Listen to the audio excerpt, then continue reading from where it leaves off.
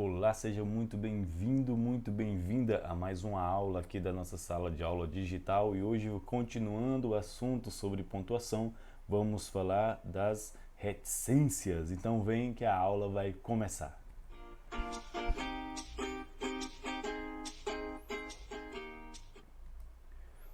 Muito bem, eis aqui como se escreve este nome, reticências. Ó, reticências, tudo bem? Acentozinho circunflexo aqui, é assim, reticências. O C fazendo som de S, né? E estes três pontinhos são as famosas reticências. Não há como confundir, né? O jeito que se escreve, que se usa reticências, é isso. Estas são as reticências e para quê? O uso das reticências, meus caros, minhas caras, ele se dá principalmente quando você precisa interromper uma ideia. Lembrando que a pontuação, né? Por que a gente estuda pontuação? Por dois motivos básicos. A gente já entendeu que tudo isso aqui tem a ver com a entonação, tem a ver como a gente consegue colocar no papel, na escrita, ou seja, em símbolos, aquilo que na nossa comunicação oral, né, com a nossa voz, a gente conseguiria transmitir facilmente com a nossa entonação. Então, você precisa, ao ler um texto onde aparece reticências, você já precisa entender, saber, lembrar, opa, reticência está sendo usada aqui por interrupção de pensamento. E também, claro, na hora que você for escrever, você tem que saber quando é que você pode usar as reticências ou não, tudo bem? No próximo, nós temos aqui com uma das opções de uso das reticências. Olha só, reticências na interrupção de ideias. Aí vem uma frase, quanto às tarefas, fico cansado só de pensar em tudo que eu preciso fazer. Talvez amanhã me organizo mais. Então você viu o quanto esta frase usou reticências, olha só. Né? E veja as interrupções de ideia, olha só. Quanto às tarefas, ela começou aqui, quanto às tarefas, parou. Quanto às tarefas, lembrou das tarefas e parou.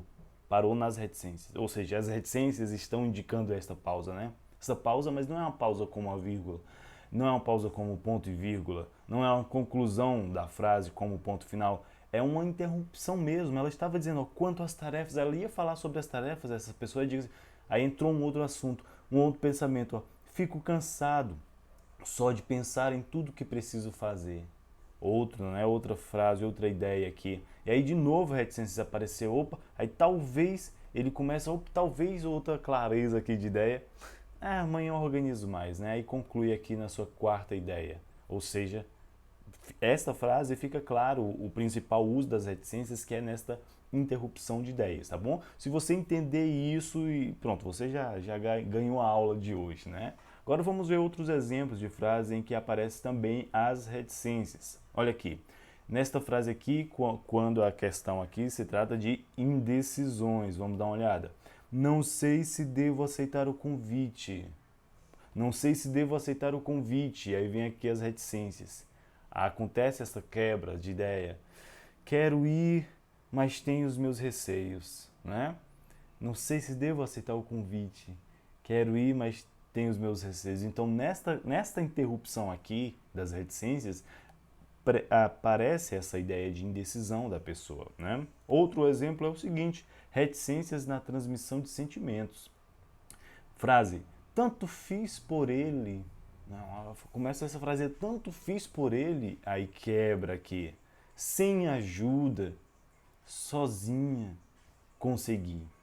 Então, perceba a questão dos sentimentos nesta frase, né? Tanto fiz por ele, sem ajuda.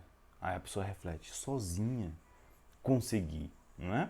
Então, uma coisa que você já pode perceber também, que as reticências ela tem muito o uso poético, né? Quando você precisa dessas interrupções, né? Desses silêncios na frase, tanto fiz por ele, sem ajuda, sozinha, consegui.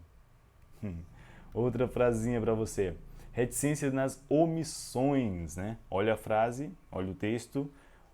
Mas virão outros, tudo somado devias. precipitar-te de vez nas águas. Estás nu na areia, no vento. Dorme, meu filho. Então aqui, né, ele aconteceu esta omissão. Né? Ele simplesmente parou o que estava falando. Estás nu na areia, no vento. Acabou tudo. E aí, dorme, meu filho. Né? Aí termina de um jeito brusco até, né? Dorme, meu filho. Certo? Esta frase que vocês estão vendo, na verdade, é um verso, um estrofe, né, de um poema. Então, percebam novamente o uso das reticências nos poemas. Outro exemplo que eu quero trazer com vocês é esse aqui, ó, reticências na interrupção de discurso. E as reticências aparecem aqui, logo no começo. E veja como é que ela aparece. Ela aparece entre parênteses, que a gente ainda não falou dos parênteses, que são essas abinhas aí. Ó, então, dentro aparecem as reticências, né? Então, ó, reticências. Aí vem a frase.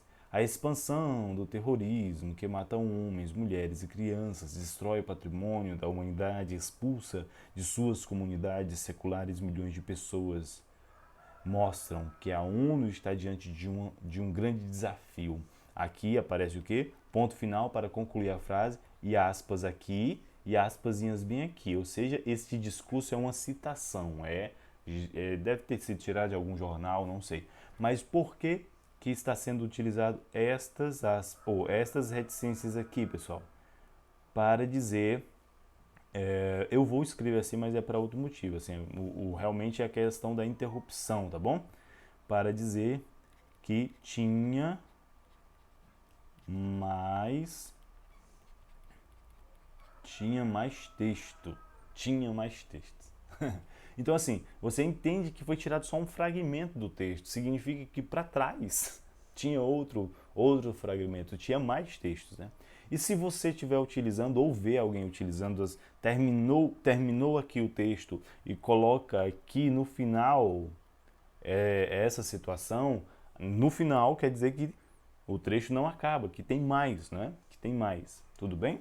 E aí eu quero que você fique nesta aula só com esta principal questão das reticências, que é essa questão da interrupção de ideias, tá bom? E todas as vezes que você vê em algum texto as reticências, você tenta identificar qual foi a intenção da pessoa que escreveu e que colocou aquelas reticências ali no texto. Será que ela está realmente interrompendo a ideia? Será que ela ficou mesmo perdida nas ideias e quer transmitir isso para você no seu texto, né? Quantas tarefas, fico pensando, né?